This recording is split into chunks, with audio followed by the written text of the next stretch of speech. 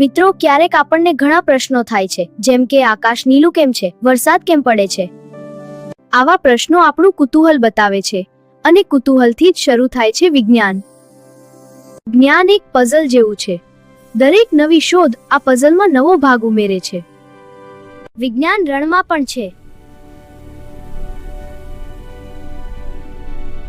સમુદ્રમાં પણ વિજ્ઞાન છુપાયેલું છે. પર્વતોમાં પણ વિજ્ઞાન જોવા મળે છે. આપણા બ્રહ્માંડમાં પણ વિજ્ઞાન છે. પૃથ્વી જીવન માટે યોગ્ય ગ્રહ છે.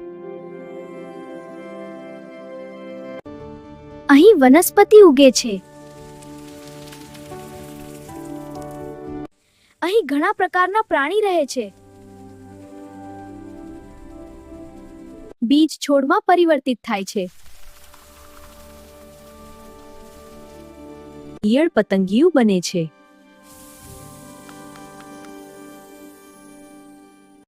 અલગ અલગ પ્રદેશોમાં અલગ અલગ વાનગીઓ બને છે.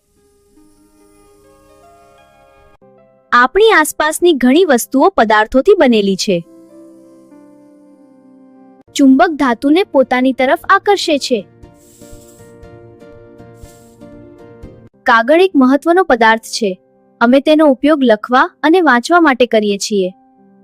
ધાતુ કઠણ એટલે કે મજબૂત પદાર્થ છે. ઘણી વસ્તુઓ ધાતુથી બનેલી હોય છે.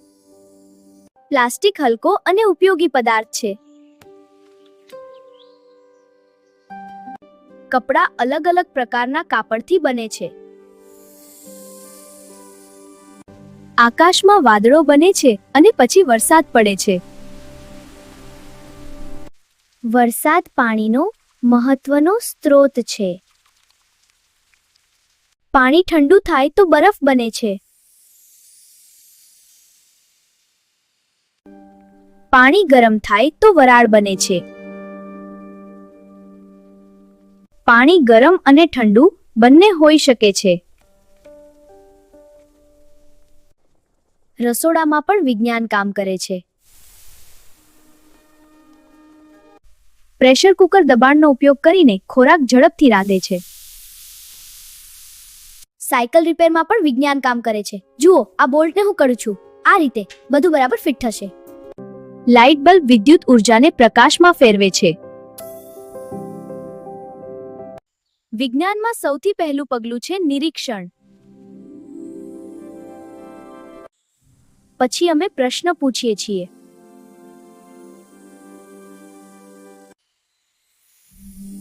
પછી અમે અંદાજ લગાવીએ છીએ. પછી અમે પ્રયોગ કરીએ છીએ. જુઓ, બબલ્સ બની રહ્યા છે. પછી અમે પરિણામનું વિશ્લેષણ કરીએ છીએ. અને અંતે અમે નિષ્કર્ષ પર પહોંચીએ છીએ. ઘણા વૈજ્ઞાનિકો સાથે મળીને કામ કરે છે. હા, સાથે મળીને કામ કરવું ખૂબ જરૂરી છે. ક્યારેક સમસ્યા ઉકેલવા માટે અમે સાથે મળીને વિચારીએ છીએ. હા, સાથે મળીને વિચારવાથી નવા વિચારો આવે છે. સમસ્યા ઉકેલવા માટે અમે પગલું પગલું વિચાર કરીએ છીએ.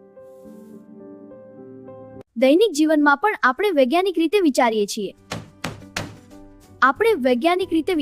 વિજ્ઞાનમાં સૌથી મહત્વનો પ્રશ્ન છે શા માટે.